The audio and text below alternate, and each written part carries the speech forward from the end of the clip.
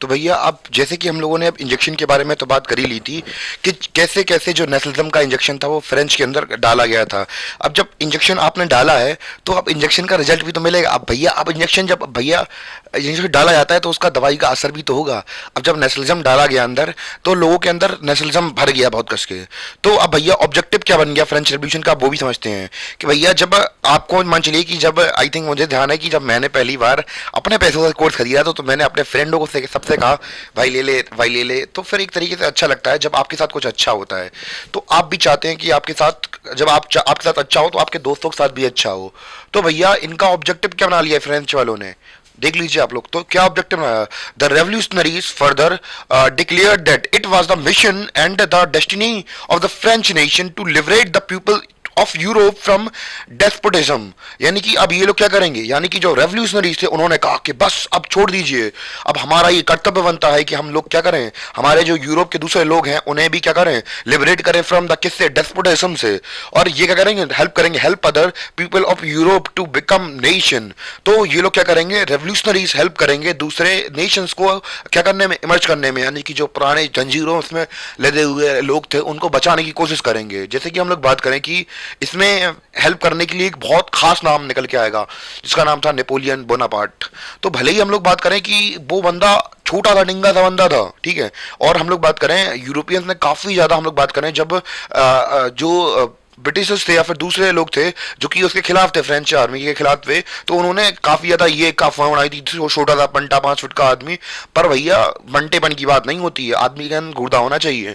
तो वो गुर्दा किसके अंदर था, नेपोलियन का था। तो इन कुछ अधिकारी, कुछ सेना, फ्रेंच सेनाओं के साथ में नेपोलियन भी मिलेगा, भले ही वो फायदा उठा ले इस फ्रेंच रेवोल्यूशन का और अपनी जो डिक्टेटरशिप थी वो स्टेब्लिश कर दे। पर वो बंदा इतना डायनेमिज्म अपने अंदर होल्ड करके रखता था, वो क्या कहेगा, my enemies are none, sorry my enemies are many, they said Italy and Egypt. I think मुझे ध्यान है कि मेरे पास उसका वीडियो भी डला है, तो आपको भी सुनाऊंगा मैं, तो सुनना, मजा आएगा सुनने में बहुत ज्यादा।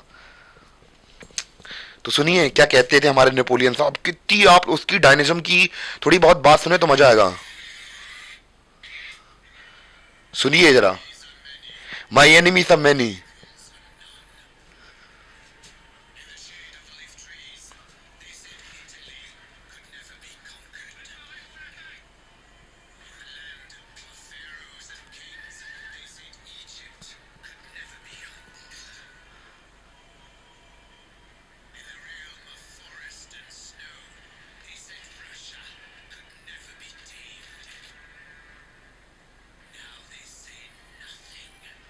तो ये जो पार्ट मैंने आपको सुना है ये क्या लिटरली पता कहाँ का पार्ट है, ये अभी नेपोलियन मूवी आई थी, फिलहाल में शायद 2022 या 23 में आई थी, लिटरली गजब मूवी थी।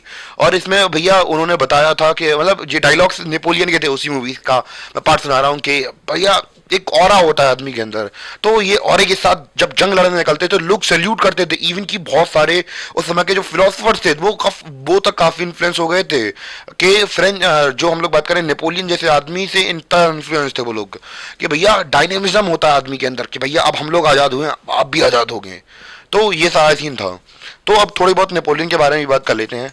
आई थिंक ऑब्जेक्टिव तो समझ में आ गए होंगे आप लोगों को नेपोलियन बोनापार्ट के, तो काफी अच्छे ऑब्जेक्टिव थे। तो बस इतना ही नोट कर लीजिए आप लोग। तो जैसे आपका 1 मार्कर क्वेश्चन में आ सकता है कि फ्रेंच रेवोल्यूशन क्या था, तो मेरा ऑब्जेक्टिव क्या था फ्रेंच रेवोल्यूशन का। बाद में जब लोग ये लोग खुद रेवोल्यूशन, वहां पर रेवोल्यूशन हो गया था, तो further revolutionaries further declared that it was the mission and the destiny of the French nation to liberate the peoples of Europe from the despotism, help the people of Europe to become nation. तो भैया अब एक खास बात और मैं बता दूं कि हम लोग ये पढ़ क्यों रहे हैं, तो आप लोग खुद सोच के देखिए। हम लोग दुनिया में आधी से ज्यादा दुनिया के अंदर हम लोग अभी भी डेमोक्रेसी देख रहे हैं कि डेमोक्रेसी का असर पड़ चुका है। जैसे कि अगर हम लोग बात करें इंडिया की, तो इंडिया के अंदर भी क्या आ गई है, डेमोक्रेसी तो आपको पता ही आ चुकी है।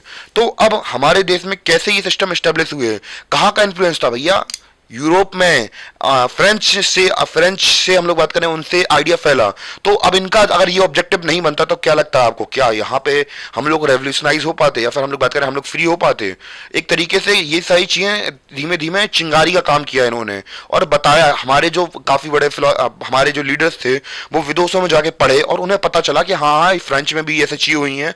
तो जब उससे ये चीजें इंस्पायर करती हैं, जरूरी नहीं कि इन्होंने फिजिकली हमें हेल्प किया हो, पर एक तरीके से ये भी समझ लीजिए, पर इन्होंने हमें इंस्पायर तो किया हमें अपनी जंग लड़ने के लिए। आप ऐसे भी तो समझ सकते हैं कि इन्होंने कैसे हमें हेल्प किया। इवन कि हम लोग बात करें कि अगर आपको पता हो कि जब ब्रिटिशर्स यहाँ पे राज कर रहे थे, तो एक बंदा था अपना साउथ इंडिया से, मैसूर का किंग, आपको पता होगा, उन्होंने लेटर भेजे थे, डिप्लोमेटिक संबंध थे नेपोलियन साथ, वो आने वाला था इंडिया में। गलती से अगर आ जाता ना तो लिटरली इंडिया की कंडीशन दूसरी होती है अभी भी, लिटरली। तो आई थिंक इतना क्लियर हो गया होगा आप लोगों को ऑब्जेक्टिव क्या थे फ्रेंच रेवोल्यूशन के।